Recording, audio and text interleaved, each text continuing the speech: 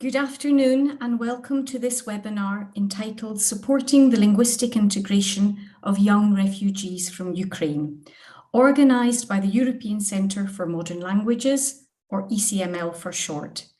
My name is Sarah Breslin and I'm the Executive Director of the ECML, and it's a pleasure to open this webinar today. Before I say a few words about the content and about the ECML, just a couple of important technical details. First of all, the webinar will be recorded so that teachers who can't join us tonight can still benefit from it. I'm assuming this is okay with everyone. The webinar is being run through Zoom, but it's also being live streamed via YouTube. If you're following us in Zoom, please have your cameras and microphones switched off when someone is presenting, just to avoid any interference. When we come to time for questions, you can put your camera back on, and if you would like to take the floor, turn on your microphone. For those of you following us via YouTube, you can also ask questions, but only via the chat. My colleagues at the ECML will be gathering your questions, and at certain moments in the webinar, we will try and ask the speakers to address these. So back to the ECML. I'm sure many of you know the work of the Centre. We're an enlarged partial agreement of the Council of Europe focusing on quality language education. We work across policy, research, teacher education and classroom practice, creating networks of expertise across Europe and beyond. We have 35 member states, and our current four-year programme is called Inspiring Innovation in Language Education, Changing Competences, Evolving Contexts. Actually, I think it's changing. Yes, that's right. One part of our programme is focused on activities for a wider public, such as tonight's webinar, in response to evolving needs on the ground.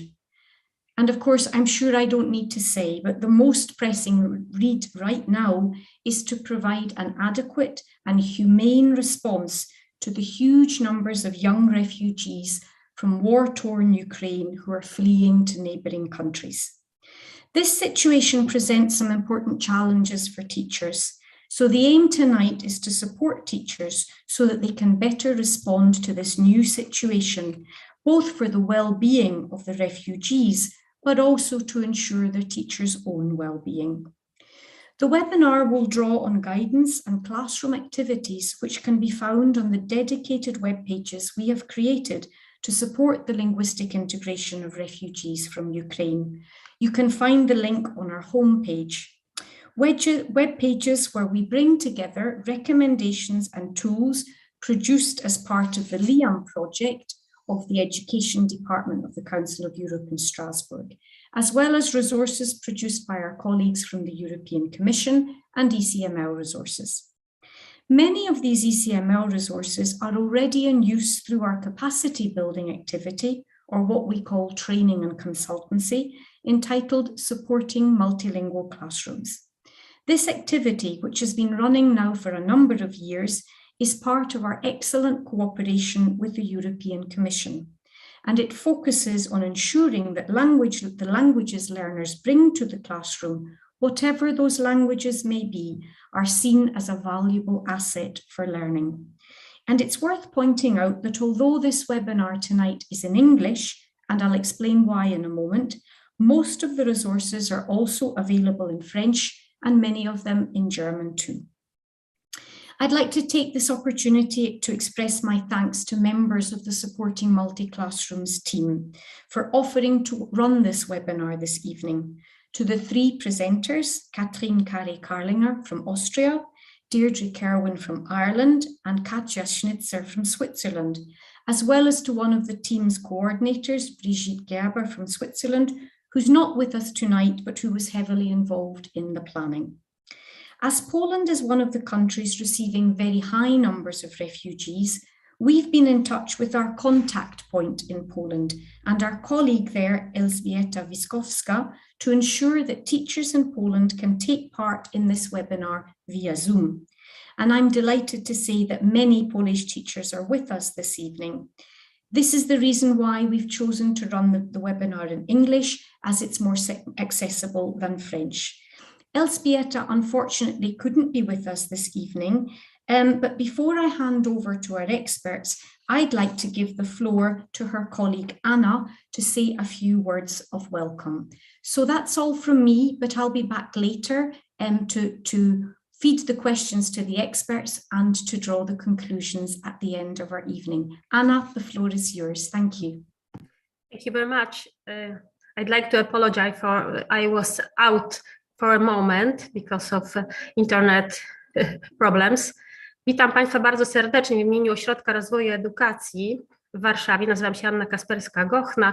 Witam Państwa na szkoleniu, które prowadzimy wspólnie we współpracy z Europejskim Centrum Języków Nowożytnych. To jest taka wieloletnia współpraca, bardzo owocna właśnie w rozwoju kompetencji, szczególnie językowych, ale również tych multikulturowych.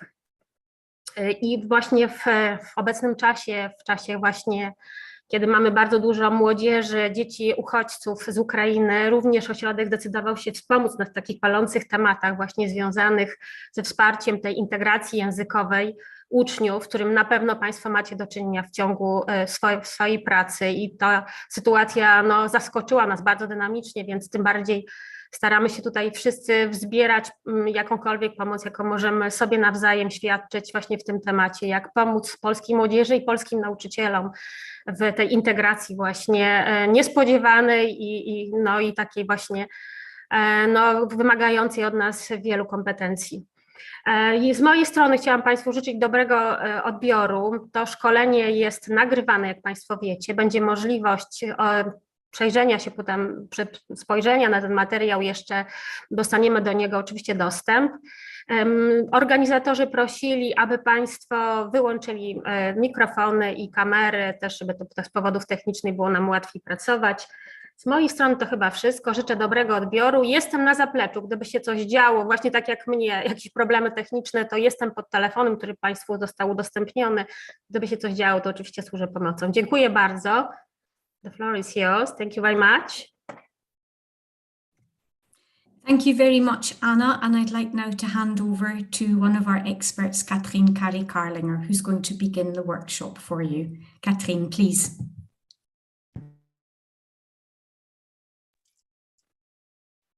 Thank you, Sarah, and a warm welcome from me as well to all participants.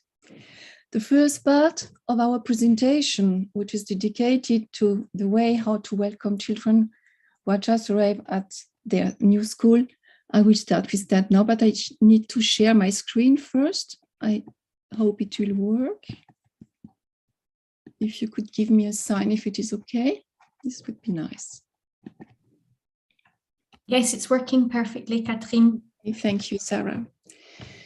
So apart from overall recommendation, the focus will be on those children who might be traumatized by this experience in this first part of the presentation. These issues require a lot of specific mindfulness, I would say. Okay, I'm just trying to put away what is disturbing my screen, a lot of things.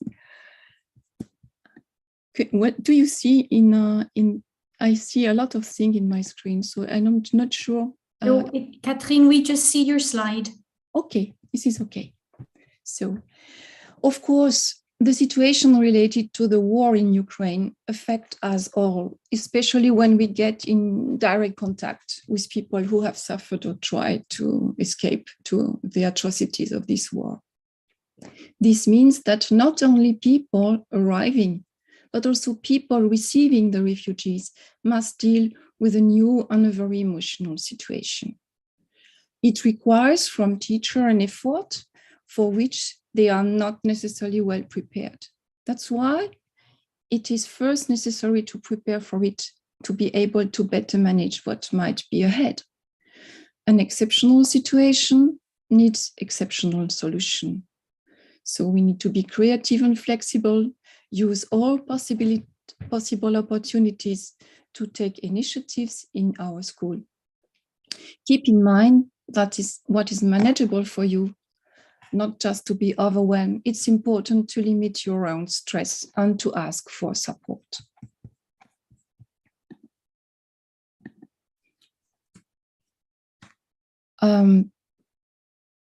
sorry, of course. Sorry, I have a problem with the slide. Oh, I think it is okay now.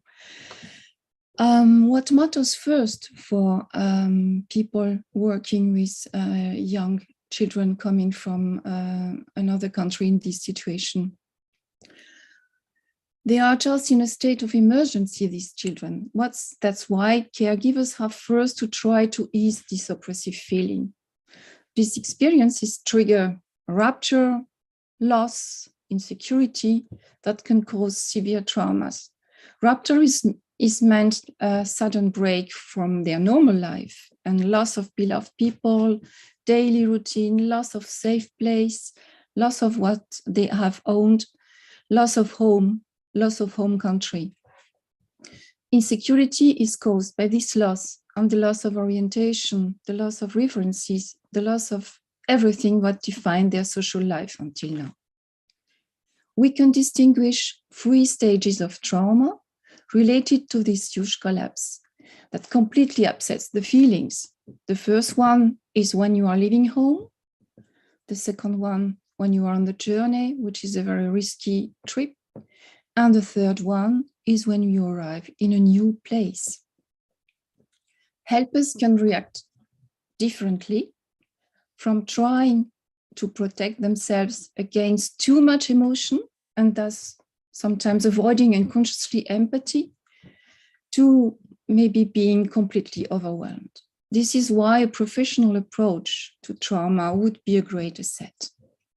The decisive factor in trauma education is the attitude towards children, so who are affected, and of course young people.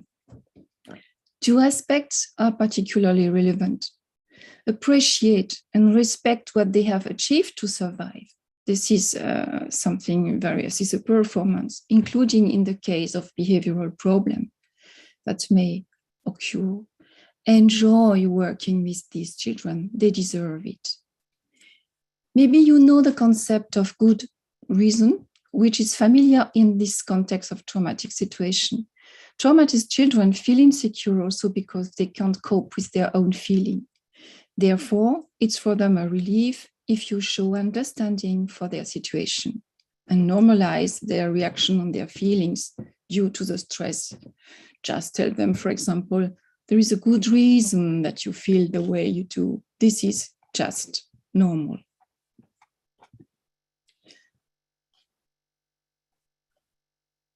When children and young people arrive to the new school, they need time and a period of acclimatization. They need to settle in. The school must ensure that the transition is as smooth as possible. It welcomes the children together with their backpack, which contains not only painful experiences, but also many resources and memories. We shouldn't forget it. It enables new positive experiences that counteract the traumatic experiences they had just had behind them. All school staff provide protection, not only teachers, external security and good care. And caregivers should, as much as possible, be protected too, through dialogue, through supervision, through work in multi-professional teams, of course, if possible. School has a strong institutional power, and new arrived people may feel even more insecure and powerless because they do not know the new system. So it would matter to minimize the imbalance, which is between those who help and those who need help. We should give a voice to parents and children. Talk to parents. Important it is to relieve them and to learn more about their children and keep school pressure low as possible. An age or level appropriate school placement should not be an immediate priority. The well-being of the child comes first. Provide also opportunities for refugee children to spend time together in school. Even if they are not in the same class, don't split them up totally in different classes. yes, so at least not the whole day. So they may be also with siblings, friends, neighbors coming from the same place of them, or just being from the same country and speaking the same language. They can support each other, comfort and help each other.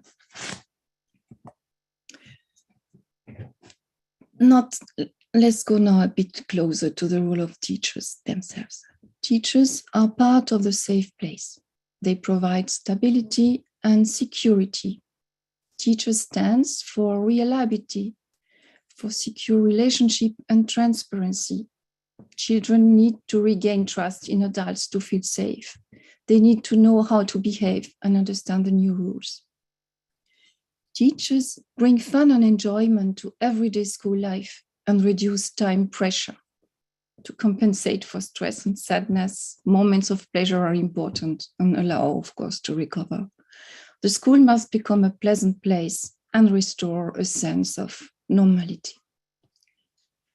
Teachers create an environment where children experience self-efficacy and participation.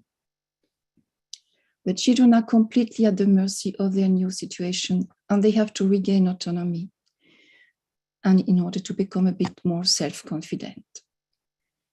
Teachers ensure appropriate and individually adapted response to newly arrived children. School requirements must be adapted to what the child is capable to achieve in his or her situation. Educational standards play a secondary role at this stage. And even if the new arrived children need a lot of attention, teachers remain responsible for all children. Many children are confused and scared about the political situation. Wars become an everyday issue in the media, in adult conversation, on the street, everywhere. The whole class should be involved in welcoming the newly arrived children positively, but these children also need to be protected from too much uncertainty and anxiety, maybe. To involve all children in the process of welcoming is helpful. Teachers talk about war and refugees in a child-friendly way. Teachers promote social cohesion and democracy on that way. They involve and support all children in the classroom. At this early stage, languages come second. Don't worry if the children remain silent. As you know, there are different ways to communicate, and it can take time until a child in this situation starts to speak. You can do it also yourself without too many words. You don't need to overwhelm them with a lot of words, trying to empty the silence. What your body and your eyes are saying is much more important for the children. Let them express and interpret their feelings with pictures, or, for example, with emotional wheel or feeling cards. Maybe you know it already. They can easily be found online. The best would be to download them in your language. Allow time for the first words to be spoken. Use other modes of expression and communication. Use gestures and mimics. Make activities with dance. Let them draw and maybe play music. This is something which is very nice to do together. Be mindful and aware that some activities might re-trigger trauma. It's not easy to know what could reawaken a trauma, but if you observe the children, you will be able to notice if something is wrong and to be attentive to stress reaction. Telling about what happened to them could cause stress to the children. I can give you, for example, also an example of a Syrian child in a school in Austria who had crossed the sea in a boat to escape. And he made an excursion with the school to a lake, so on a lake with his classmate. And this situation plunged him back into the trauma. It was not something the teachers were expecting, for example. You can see here a nice picture. This is a project called Der Weg zur Freiheit, in German, the way to freedom. We should wait before talking about fleeing, that the child is ready for that. A teacher is not a therapist, but he or he should recognize the symptoms of trauma and then arrange for the professional help required, as far as possible, of course. His role is primarily to let the child arrive in a safe environment. Only then, the third stage of the trauma we were speaking about at the beginning can be overcome. Please note, however, that not all children are traumatized, at least not to the same extent. They are not equally resilient. This picture book comes from a school class in Vienna that has taken in refugee children in 2015 or 16. With the help of a social educator, the children imagined and drew the story of this child together with him and gave him the words to tell it. You can see the picture is nice. It is online also, if you want to have a look. Now I am coming to the second part of this presentation. Let's take as a welcoming the children who do not speak the language of the school in your classroom. So this is the topic for now. Just some principle. First, I would like to emphasize that all teachers in all subjects are concerned, not only the language teachers. This is not because the children are not speaking the language that they are the only addressed in that situation. In fact, it is very important in this respect to implement inclusive approaches. This is a central issue. It's about including children with specific needs due to their situation. These children are not a homogeneous group either. It's therefore necessary to get to know them, to observe them, use positive body language or language, smile, praise them, and take account of individual learning needs and offer students a choice of tasks if possible. Develop a range of techniques for formative assessment, for example, using grids, smileys, can-do statements with visuals, group feedback, and so on and so forth. And relate the learning to everyday life, give preference to useful knowledge, draw on the entire linguistic repertoire of the children. It's about creating a welcome atmosphere also, a reassuring environment, and reducing stress. Let the children discover the school building first. Use visual aid for orientation, for school vocabulary, for example, and useful words in the classroom.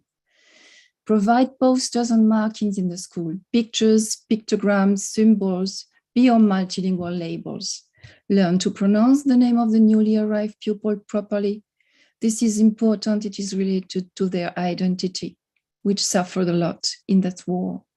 And create a body system, introduce rituals using all languages present in the classroom. Greetings, for example, in the morning for starting the day, celebrating birthday, and so on and so forth. To begin with, children need need words for the class to begin with, language, to discover the language. They don't need so much knowledge about grammar and so on. Simple words to facilitate communication, essential words to be able to participate in some activities. They don't need to say them right away, but to understand them. So clarify all available tool use in the classroom. Explain classroom instructions slowly and simply with visual, and repeat important words. So that, for example, using chunks. I don't know if you know what chunks is. These are groups of work that can be found together in languages like collocation or structures like, did you sleep well? Are you tired? They just need to learn the group of words and they know what it means. That's it, no grammar at that stage. The situation of the children and their families is precarious and they may not stay. They may go to another place or return to their home country. The Ukrainian educational system make online offers to assure continuity and facilitate transition.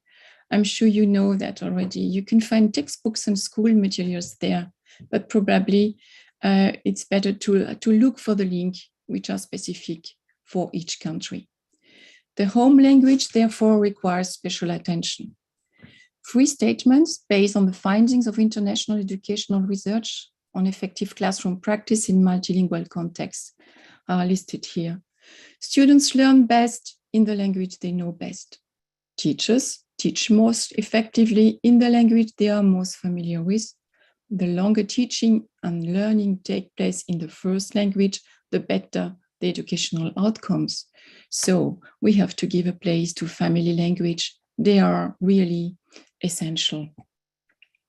And parents, relatives, or person taking care of the children outside of school are essential educational partners too.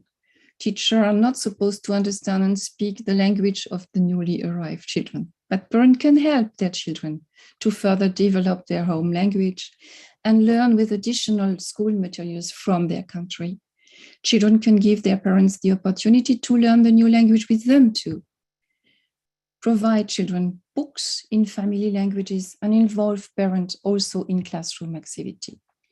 Clicking on the link below, you will find useful online resources for family. We will give it in the chat afterwards.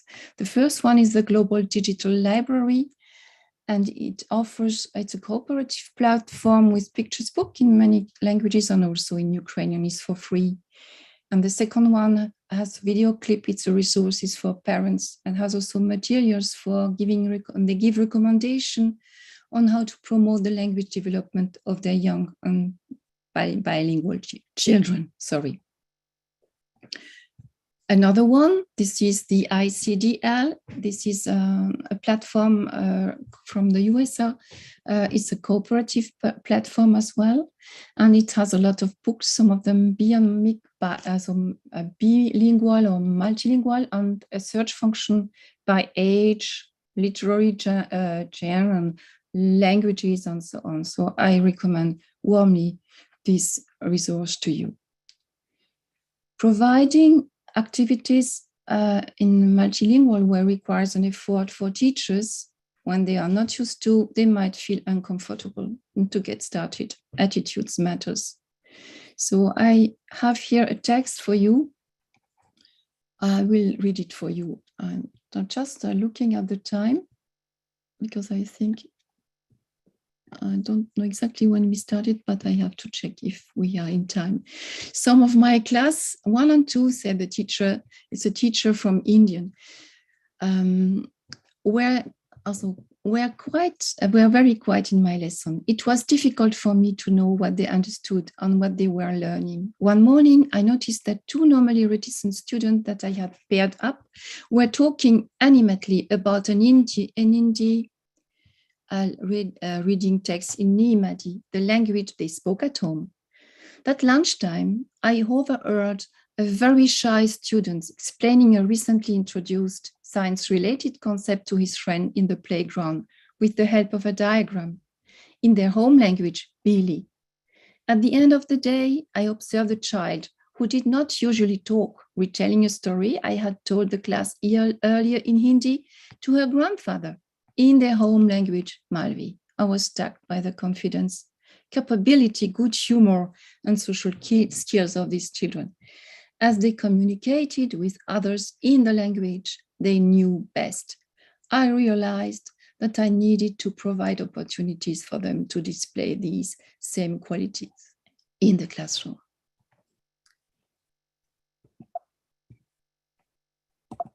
Okay. I think my presentation stopped. Oh yes, it's okay. It's working now. So there is a lot of existing resources which can be very helpful for getting started.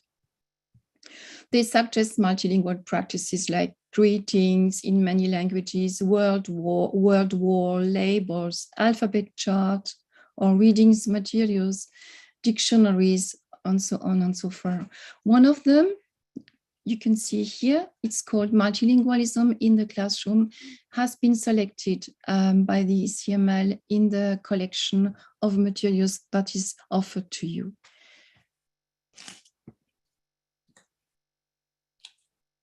At this early stage, language comes second. Don't worry if children remain silent. As you know, there are different ways to communicate, and it can take time until children in this situation start to speak. You can do it also without too many words. What your body and your eyes are saying is much more important for the children. Let them express and interpret their feeling with pictures. For example, oh, sorry, I am just in another. Sorry for this mistake.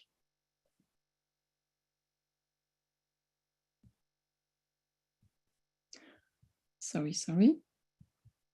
I'm just a bit lost in this.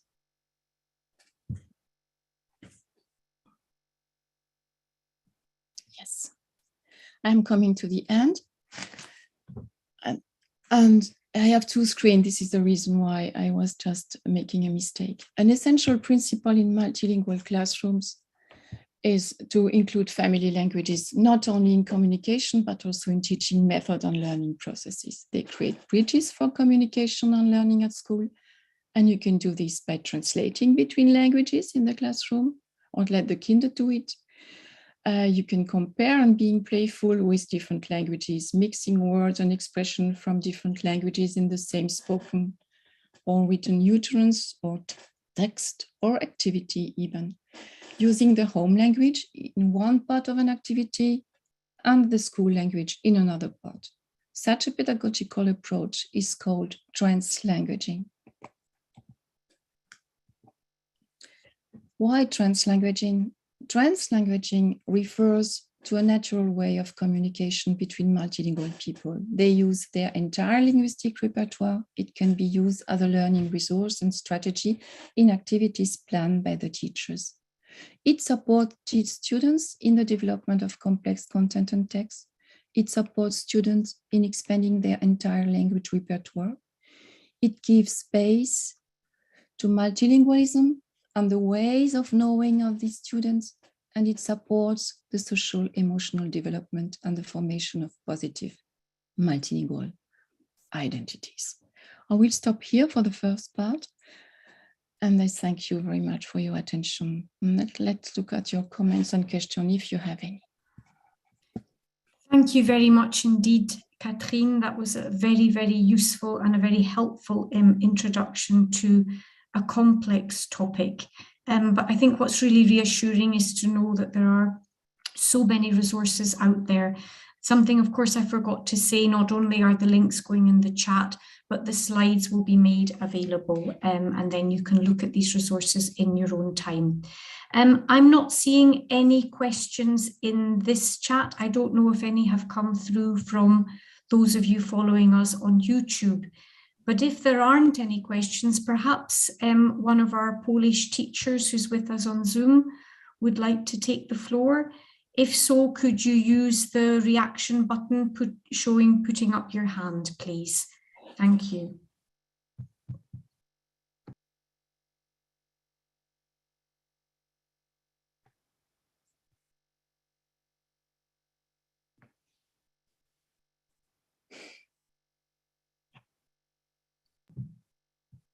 No one for now?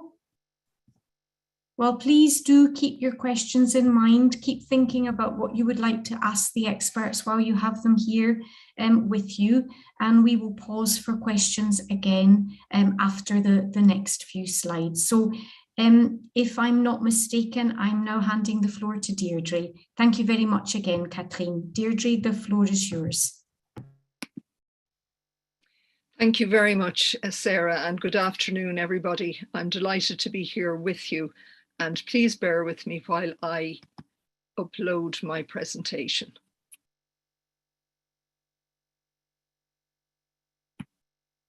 Can you all see this? Yes, it's working perfectly, Deirdre. Thank you very much. Well, following on from what Catherine said, what we need to remember is that children may not always remember what we say, but they will always remember how we made them feel. And this is really important even when we think of our own lives and experiences. And again, as Catherine said, our attitude shows through our body language. And the message we need to get across to children is to show the child that she is our priority, to show him that he is valued, and to show all of the children that they are safe. And one thing to remember about people who are fleeing a war situation, obviously they can feel very vulnerable, and they may not want, for example, they may not want photographs of themselves or their children to be taken, but they may feel afraid to say no. And as teachers, we can empower those people that we are seeking to help by asking them, how can we help you? What can we do for you? And at the moment, I'm sure you will agree that the words of Maria Montessori are really important when it comes to teachers and education. Establishing peace is the work of education. All politics can do is keep us out of war. So let's have a look at including everybody's language when we use ECML resources. The first resource is ILI, otherwise known as Inspiring Language Learning in the Early Years. That is from age 3 to age 12. And ILI is absolutely adaptable to various different contexts in which learning and teaching take place, because ILI has a child-centered approach to learning. So what we begin with in a child-centered approach is to build on what the children know, what they already know. We're not worried at this point about what they don't know. What we're trying to find is what the child brings to the learning situation, even when this is in a language not known by the teacher. Whatever the language, wherever it's being learned, the ideas presented in ILI can be applied in schools and classrooms throughout Europe and beyond. When we go on to the ILI site, what we see is the ILI flower with the various petals, and each petal contains a different aspect of information for education. For example, when we look at the guiding principles, we will see things like begin with what the child knows. We will see things like everything we do must be meaningful for the child, because otherwise it will mean nothing. And what we're going to zone in on at the moment is the area of inspiring practice, where you can find ILI links aged from 3 to 6, from 6 to 9, and from 9 to 12. And these are just a few of the examples that you can find when you go on to the ILI site. For example, the first one is simply about counting, as we all give children an opportunity to count in unison as a class or individually. And what we can do is teach this whatever way we normally teach it in our schools, but then broaden it out to ask the children, can anybody say this a different way? 1, 2, 3, 4, 5, 6. And you will have some children offering to say it in their language. And this is a really good way of including them. And it's also good for the other children to see that there are different ways to say the same thing. Identity texts are really important. And at the end of the screen here, you can see 2 examples written by children in a school in Ireland. In this school, English is the language of schooling. And in both of these examples, when you look at them, you can see the first one is written in English and Polish, and the second one is written in English and Tagalog.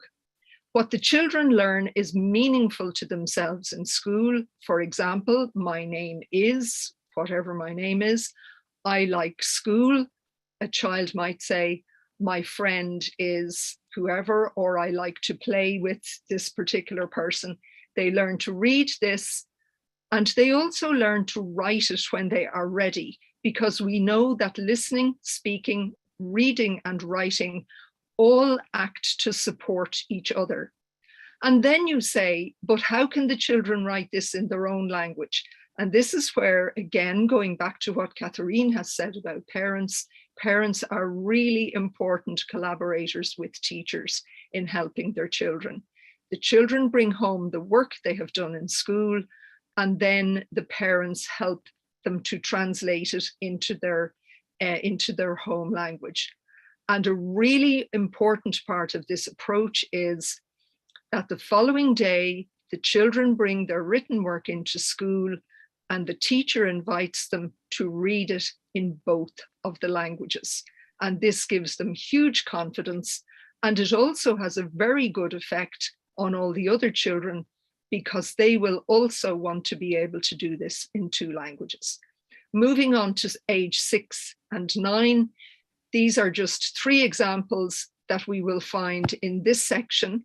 I'm not going to go through them here because we don't have time, but you will find the lesson plan just as it was in the previous examples when you go into these examples here, and there are many of them to be found on this website.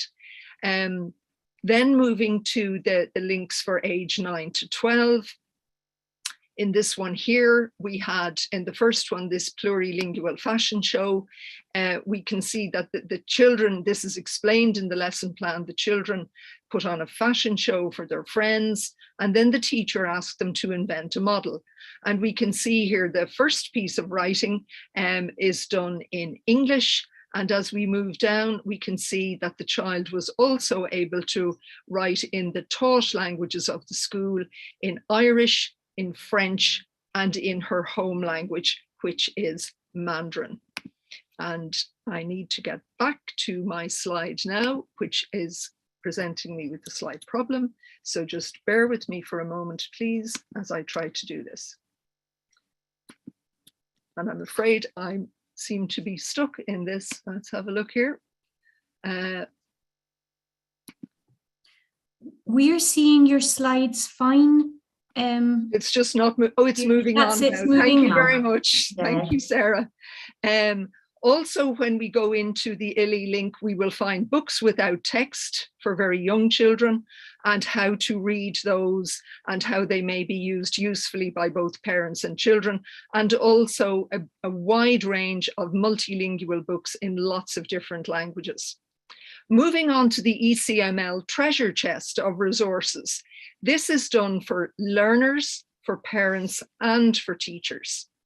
The treasure chest supports learning that is learner-centered, just as ILI is. It's motivating and it's fun for everybody involved. It helps to develop learners' plurilingual repertoires, the language of schooling, foreign languages, and children's home languages. It supports young people's well-being in all kinds of difficult situations, whether it is they're coming from a war situation, a natural disaster or calamity, or the difficulties presented in poverty situations. Using this can help parents get involved to support their children's learning. And as they use the tools presented in the treasure chest, children can also begin to learn how to manage their own learning and to track their progress. Now, we can't go into every bit of the treasure chest here because it really is quite comprehensive, but there's a link at the end of this slide that you can access afterwards if you want to see the treasure chest in more detail. One of the examples in the treasure chest supports well-being very well, in that when we work with children, we know that water can be a very calming activity. So exploring what sinks and what floats in a basin of water can be a very good activity for children who may be having behavioral difficulties. In the examples, you find what you need, what you have to do, and some more ideas as well. And when our young researchers are testing out materials for what sinks and what floats, they can draw an image of the object, first of all, in the first column. They can then write the name of the object, which may be a metal key, a plastic spoon, a stone, or whatever, in their home language. And then they can begin to learn the language of schooling by writing it in the third box as well. What can be more exciting than planting seeds and seeing things growing? It's a really good way to get involved in things outside ourselves. And children take great delight in seeing the growth of the seeds they've shown. And this again can be recorded in the home language and also in the language of schooling.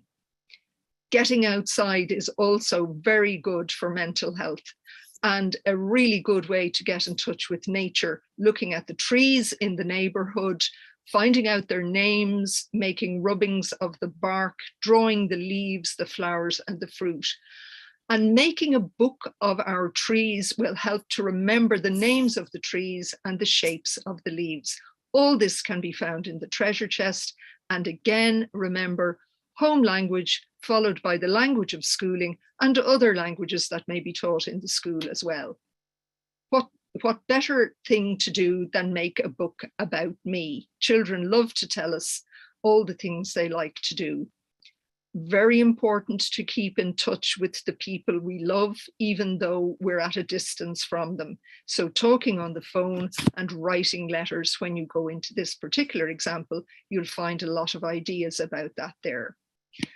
On the left-hand side, the treasure chest also provides a lot of information about reading resources, books for multilingual learners. And on the right-hand side, a clever idea that provides various different images, a different image for every day that may be helpful in inspiring children to write a creative story.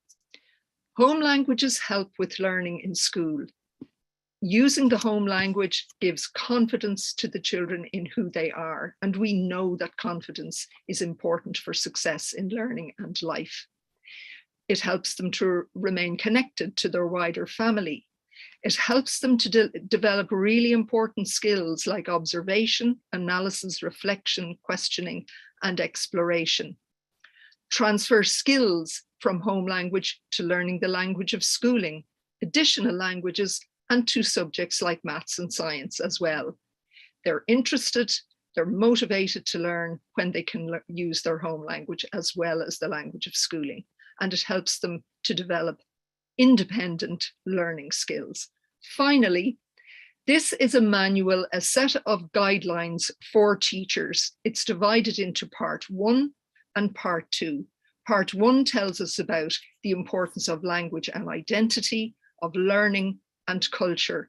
Part 2 is filled with many, many examples of children's work from the age of 4 to the age of 12. And there are lots and lots of ideas as to how teachers can go about teaching like this in every class, from the 4-year-olds class up to the 12-year-olds class. So thank you very, very much for your attention. That's my presentation finished, and I will stop sharing now.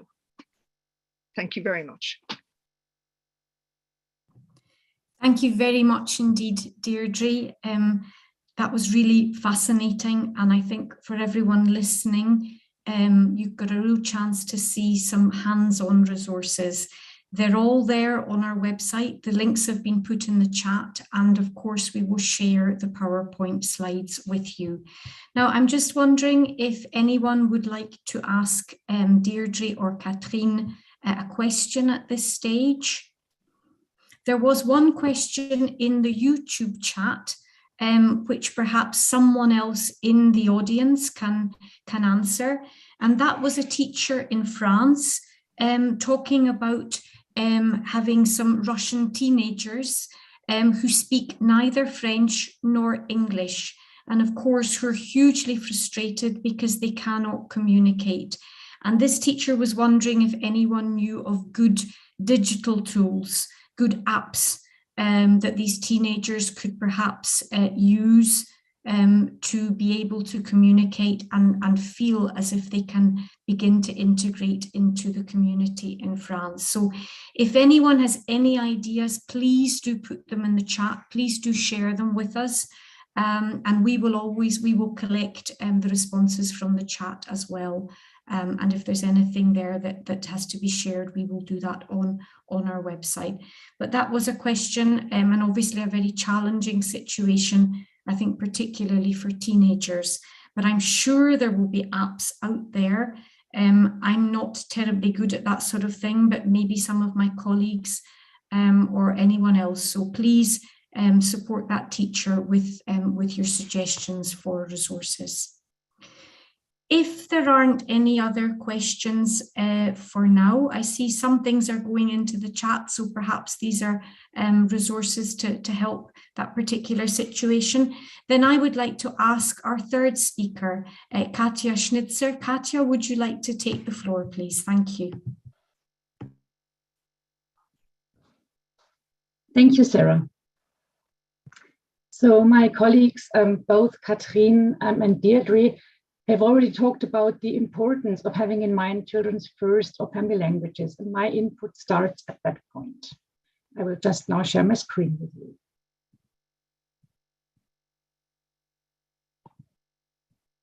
So,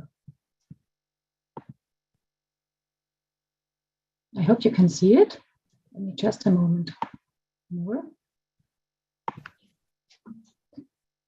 So the Ukrainian kids you work with have only recently arrived, and they may have had a hard time and may be traumatized.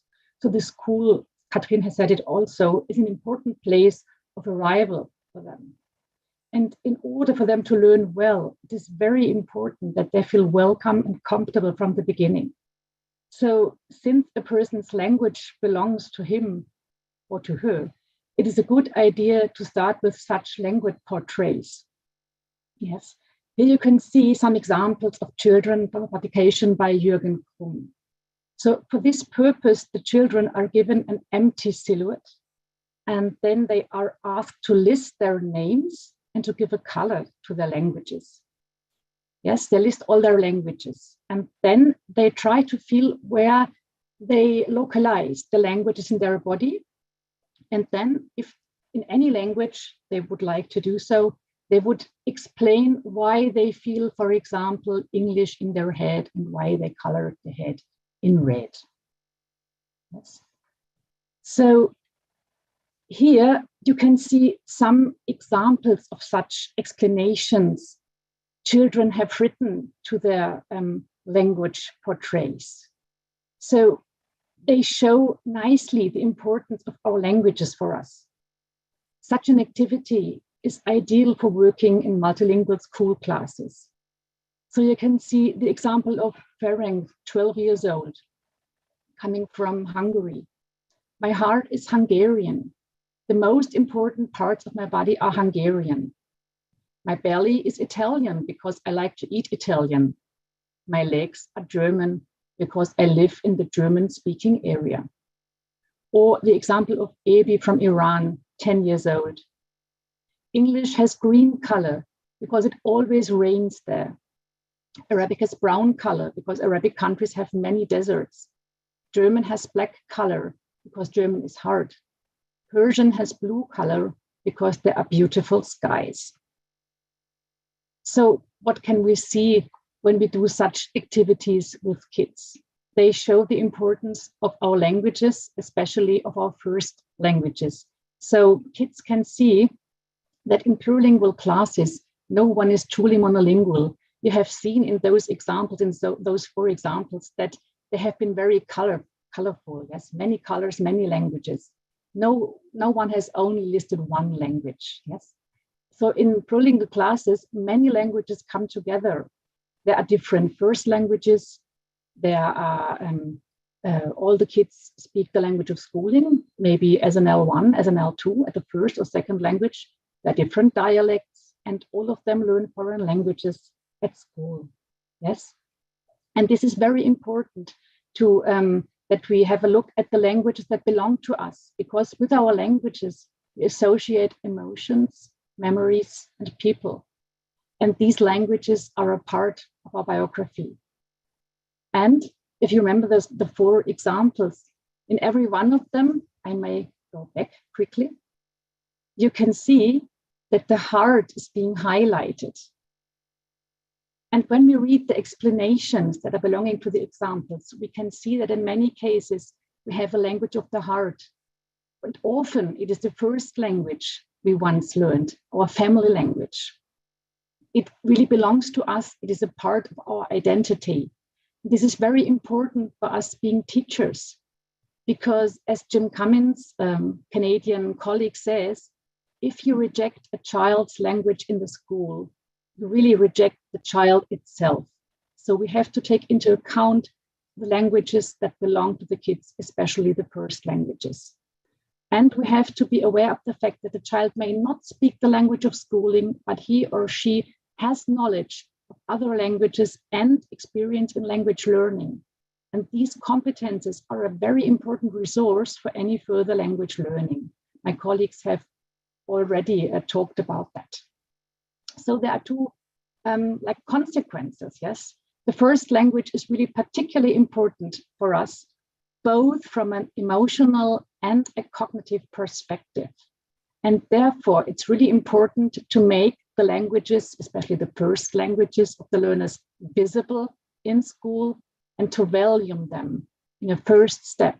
And then in a second step, to use them for language learning processes. So it is really very important in this first step to make the languages of the learners visible and to value them. And how can we do that? So there is one ECML project called Maledive. If you have the PowerPoint afterwards, as Sarah said, you can click on the link and you will get to the site. I don't have the time now to show you, but there you will find many, many examples of how to visualize the language repertoires of the learners and how to give them a value, which is really important.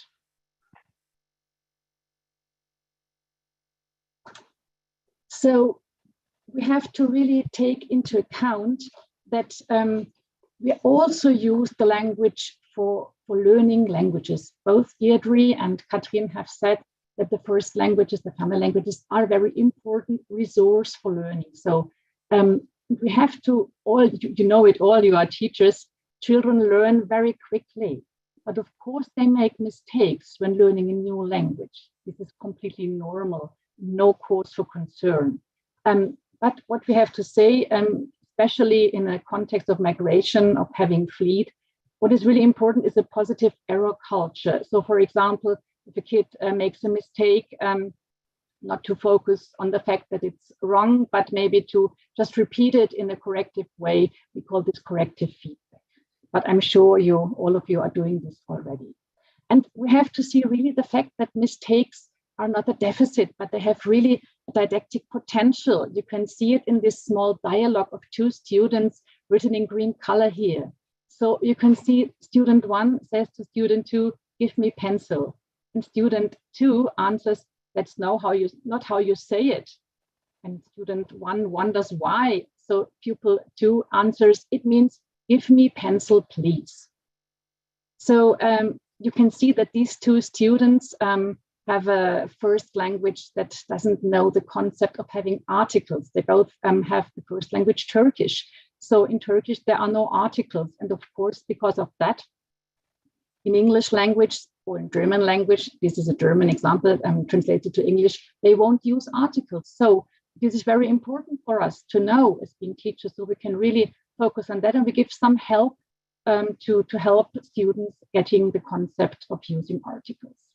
So it is really important that we use the language of the learners doing language comparisons, because no matter what we learn, we always build on what is already there. Yes. And what is also very important to know is that depending on the first language, the mistakes can differ. So the knowledge of some structural information about the first languages of the kids can really be helpful for us teachers, because we can then really focus on that and understand why they do some mistakes, and we can help them doing language comparisons, which is a really helpful strategy for learning any further language. So in language learning, I have said it already, we inevitably draw on prior knowledge. Yes, we really have to inform ourselves about the languages of the kids. We don't have to speak them, but we have to know some important similarities and differences compared to the language of schooling. Yes. And it is also important to know that multilingual kids usually are very attentive. They have lots of language awareness already. Yes, and we can use this language awareness. You see here a nice example I once had in one of my classes, because I'm a teacher too. So it was in a German classroom. So one boy said, when I say Katze, this is the German word for cat, in Greek, this means sit down. So this boy knew that words had a concept and that another language was another concept. And he was really by himself starting to compare the languages. Yes. So it is important also to know that the better a child knows his or her first language, the better he or she can use it for further language learning. Therefore, it is important that the first language is cultivated in the family context. This is a very important thing. Derji and Katrin have already mentioned the fact that it is important to collaborate with families, but we have to give them the advice. Please read out loud to your kids in your family language. It is very important, both from an emotional and cognitive level. And if the kids know well the first language, they can easily do language comparisons, and they can help us because we don't know the languages, but they are experts for the languages and help us doing language comparisons in that way. And we don't have so much time. Therefore, it could be useful for you to go to the website of the project Maledive again, because if you click on the link, you will see that there are a lot of materials about how to assess language competences, because if you know where children are, you can easily get them from there, help them, provide individual support. There are lots of materials about how to scaffold, about how to build on plurilingualism, and how to develop collaboration across subjects. I'm sure you will find many helpful resources at that site. One example that can be found at another EasyMail project, which is called Karab, you can see here. I won't read it out loud to you because, as you can see, many languages are integrated, and I don't speak them all. And it is not necessary to speak them all because it is a story about a mouse, a plurilingual story, a multilingual story. And the kids, the task they get is to try to understand the story. And they can use all language strategies, learning strategies that they have already. And then they may find out what is the text. A small, the translation can be seen here. So, a mouse was walking around the house with her baby. All of a sudden, they heard a cat. The baby mouse was very frightened. The cat came closer. The mother mouse said to her baby, "Don't be afraid, listen." And to the young mouse's greatest surprise, she started barking, "Woof, woof, woof, woof." Now it was the cat's turn to be scared, and it ran off. The mother turned to her baby and said, "See how useful it is to be bilingual." So you can see it is also a story that from the content fits well to the topic of plurilingualism. And of course, you can also ask the kids, do you recognize any language being integrated here? So here you have the solution. And of course, depending on the languages being present in your classroom, you could easily change the languages and you could transform any story in such a plurilingual story to work with. And many other materials can be found on the websites of Maledive Project or Karab. And maybe some other examples of how to use the first languages of the learners. Basically, you can use it in any field of language learning. But I have summed up 3 examples. For example, you can use them for alphabetizing children. So if a child doesn't speak yet the language of schooling and has to learn the alphabet, it could be really difficult because you need to have concepts in your head to combine with the characters. But it is very, in the case of Ukrainian children visiting Polish schools and to have to now learn the Latin alphabet, they can easily learn the characters with Ukrainian words in their heads. Yes, and you can inform yourself which word in Ukrainian combines, for example, with the letter A, and then children can learn the alphabet through their first languages. Yes, and also the knowledge about different types of texts can build on the knowledge pupils already have. So, for example, fairy tales have the same structure in every language, and this fact can be experienced through the first language. So you can see how fairy tales begin and any other details. So you can really use your own language to get the structure, to get knowledge about this type of text. And also, it is possible to do multilingual reading, for example, with a literary menu, that you can easily integrate also parents or grandparents at school, which, as Deirdre and Katrin have already said, is very important. Yes. So maybe if you're having a school event, party or something like that, of course, in your cafe, there will be some cake and coffee, but you can also have a menu where the kids, together with their parents, can offer some poems or some stories in many different languages. And so people who visit the cafe can order those stories. This is a nice thing of valuing languages and of integrating the families of the kids.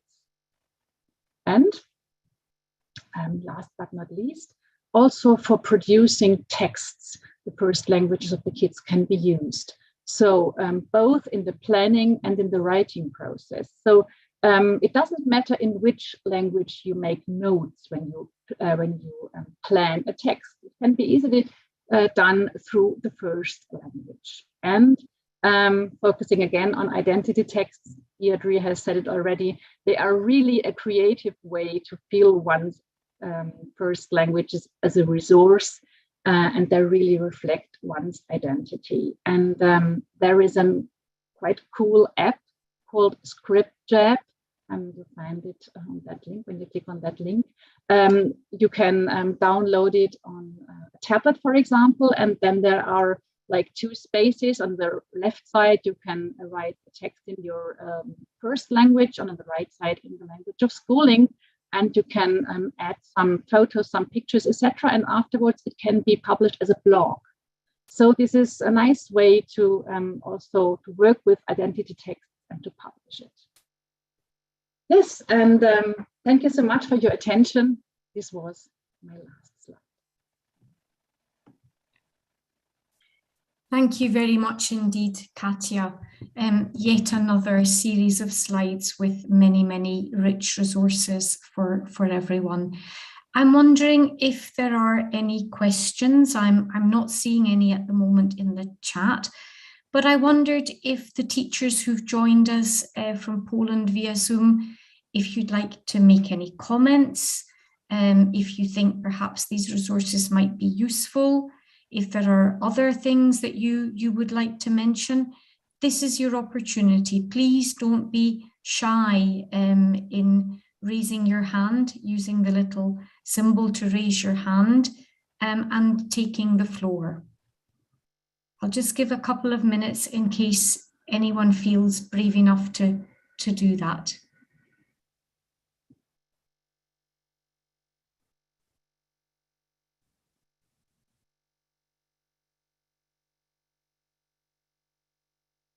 Definitely not.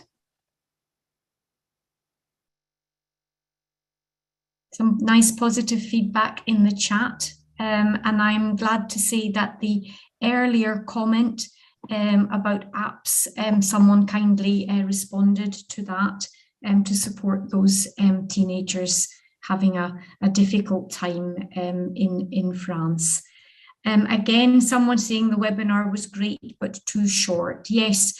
These webinars, this is a webinar in some ways built on the Supporting Multilingual Classrooms workshops. And what makes the difference between a webinar and a workshop is, of course, that in a webinar, we can only give you a kind of top level of information, give you some examples, but in a 2-day workshop, we can work with you on the ground and really address your particular concerns. So it is difficult to do more in a webinar, because also we don't want people just sitting passively listening all the time. But I think it was important to do this one because it means we have a recording, and it means that all the teachers across Europe who are doing such a fantastic job welcoming and supporting young refugees from Ukraine really have a chance to explore useful resources. So if that is everything in terms of your comments, I'd like to first of all, of course, say an enormous thank you to our 3 presenters. You really did a magnificent job. Thank you so much. To our audience, our Polish teachers, thank you for joining us. To our wider audience through YouTube, please do let us know if there's anything more that we can do to help you in your job as you work to support the linguistic and cultural integration of refugees. And actually, a big thank you to you, because you're the people on the ground. You're the ones doing your best in very, very difficult circumstances. And you are the experts. Follow your instincts as teachers. Teachers know what's best for their learners, and it doesn't matter that you might not have been trained in these specific linguistic questions. The resources are there to help you, but you know how to make a child or a young person feel welcomed and valued. So please continue with your wonderful work. Don't forget to be kind to yourself and ask for support when you need it. And that's what the ECML is for. So please turn to us too if we can provide any further help in any way. And with that, I would like to bring this webinar to a close. Thank you everyone for listening and for taking part. Goodbye. Thank you.